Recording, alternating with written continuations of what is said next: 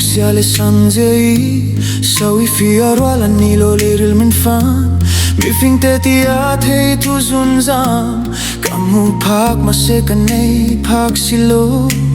Thang van sang asiar kiyange Kamangay che katlang berche Ihe aka amte naning kim kahwam Mizak sumtang nitring kachak na tharmin pea Kachak na tharmin pea Kadang lam tami thera min siam tu ini Bidong katum lo kata ini machuan Kata ini machuan Biten ang siltrin cheti kashia A style ki ating langsi Masa zonun chaun nung tuini Leng kam hun na fala chuak ngai lo Mani azam na in siam trin ka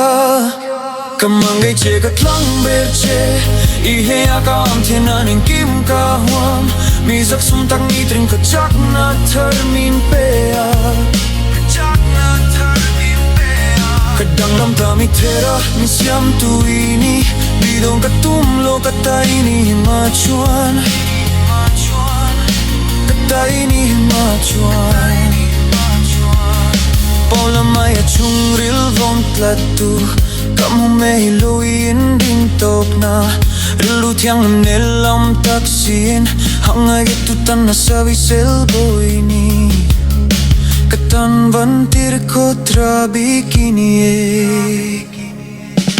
Kamangay che katlang berche Ihe agam tinaning kim kahwam Mizak sumtag nitring kachak na termin pea Kachak na termin pea Kadang lam tami tara min siam tu ini Bidong katum lo kata ini machuan Kata ini machuan Pong lamay at sungril vong tlatu Kamu may loin ring top na Rilut yang linelam taksin Hangay tutan na sawi selbo ini Katanagil